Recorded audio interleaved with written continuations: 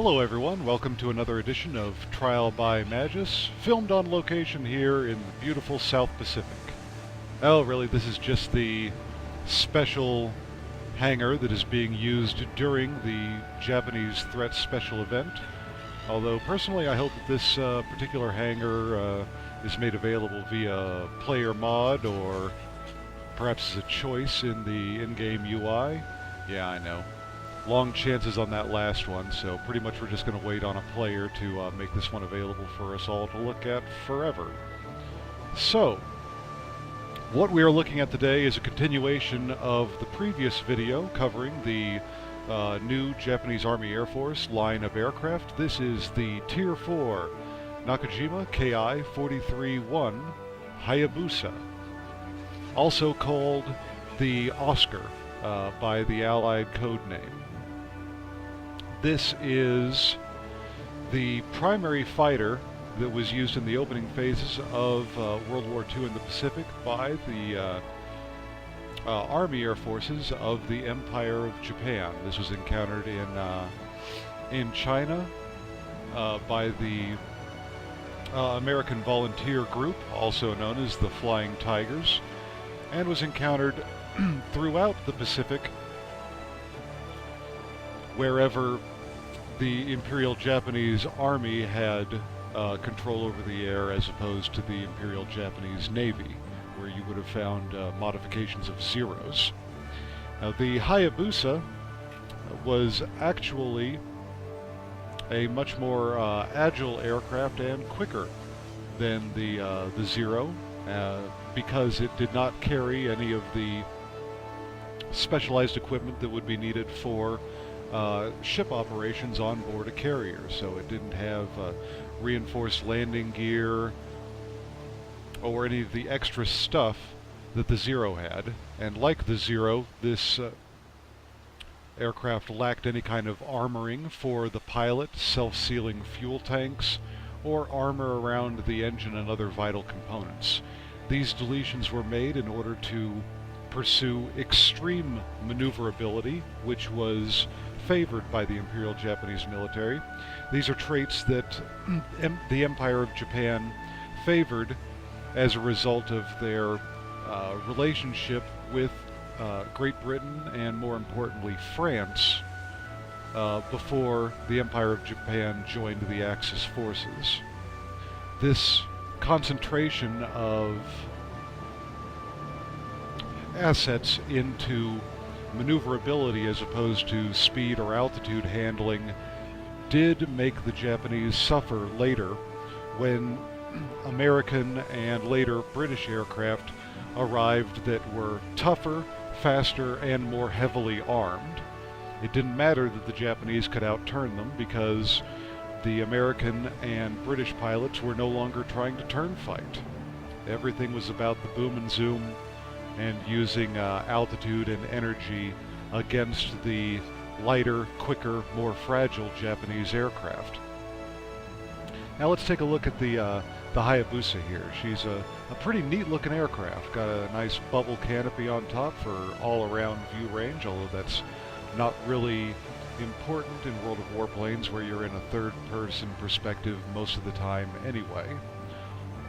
Like her predecessor, the Ki-27-I, the Hayabusa's two guns are mounted center line of the fuselage just above the nose. And when fully upgraded, that is a pair of 20mm cannons, no machine guns. So the Hayabusa has a pretty powerful sting. Let's see how she compares to her competitor at Tier 4, the Zero. There's the Zero, and here's the Hayabusa.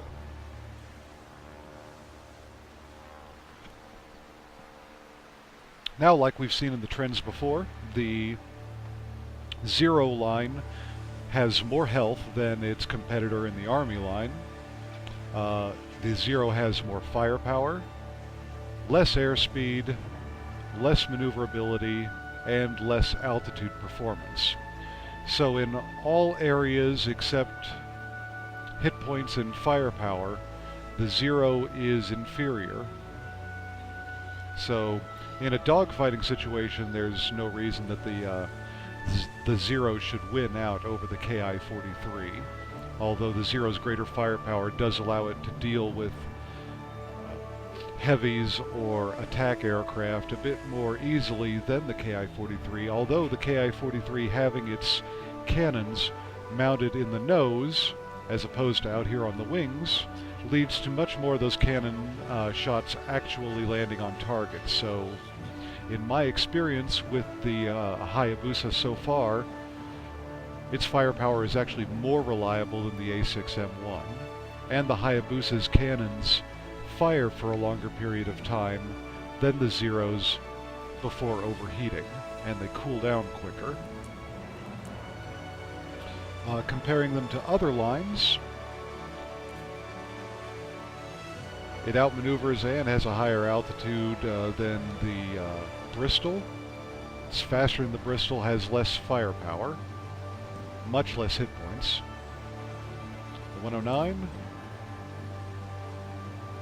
nothing unexpected there, much more maneuverability, lower speed, lower firepower, lower hit points, and quite a bit less altitude performance, although the Hayabusa is capable of climbing up to altitudes the 109B is going to be operating at. Let's take a look at the French aircraft here, another turnfighter.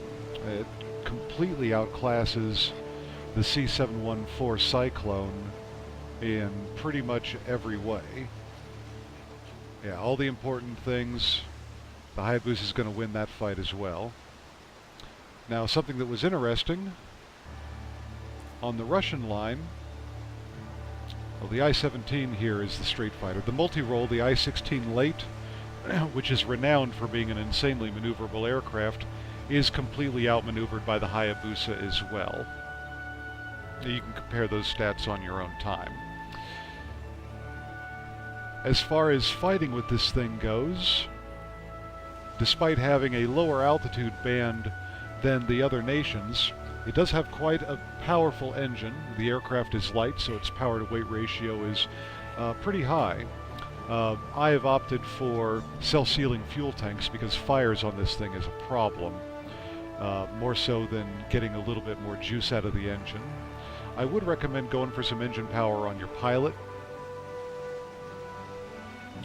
and using that to climb to higher altitudes at the beginning and continue to work your way up. Don't abandon the high altitudes until you have dueled and taken down everything that's up there. And I do mean that literally. Duel them. Ambush aircraft that are off on their own don't get into a furball up high, because while you're extremely evasive, this thing does not take damage very well, much like any other Japanese aircraft. If you get hit, you're likely to be set on fire immediately, and unless you've sunk a lot of points into a firefighting ability for your pilot, or you have a gold fire extinguisher, you're only going to get one chance to put that out. And any further hits beyond that, if they don't blow you up outright, a fire will definitely kill your aircraft and end your game. So avoid getting tag-teamed by 2 or more enemy aircraft. Attack them solo, duel them like a samurai, and then find your next target. Work your way down the layer cake as you defeat single opponents. The one exception to diving into a fight that's more than one against you, if you have a wingman in a similarly maneuverable aircraft that's going to be keeping up with the wild maneuvers you're going to be making in this thing in order to avoid fire, go ahead and dive into that fireball if you got someone that is capable of clearing your tail. That is the only time I would say go in against greater numbers in this thing. Otherwise, just assassinate aircraft one at a time. Tactics against this thing: avoid entering into a fight with it when it's just you and him, unless if you have caught the Hayabusa completely off guard and you're confident in your ability to take it out in one pass, because you're just going to get that one opportunity to do it.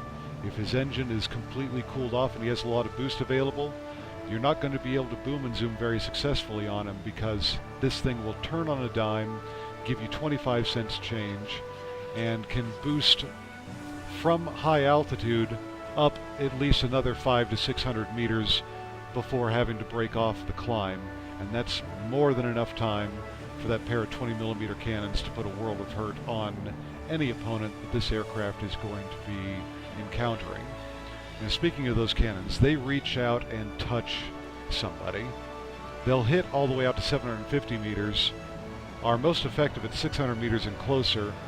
I prefer hitting targets that are inside of 400 meters because then you're going to have a very high hit ratio with your cannons, and it will just absolutely devastate everything, especially with this thing's ability to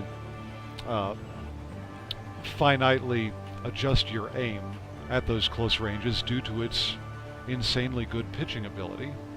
Now, I have a battle here for you. It's the first or second battle I played in this thing, winged up with Waffles of Wrath of my clan. We were both in Hayabusas as we had both unlocked them and acquired them via the Japanese threat supply crates that evening. It's not an exceptional battle, but it does demonstrate what this aircraft is capable of and how much of a threat it can be if you let it.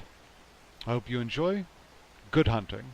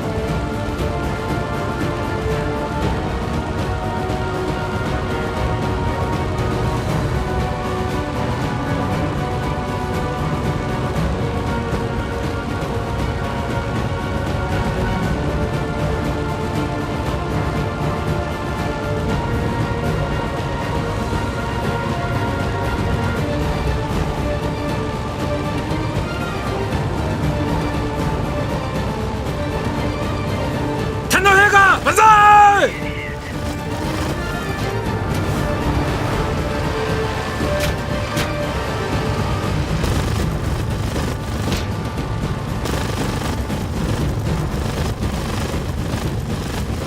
Tennōheika! Banzai!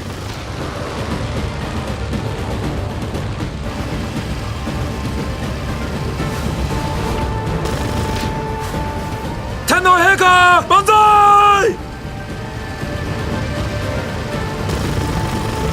Tennōheika! Banzai!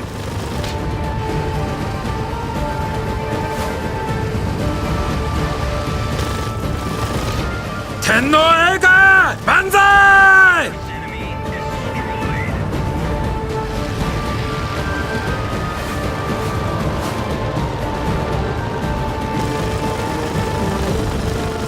Tennōheika! Banzai!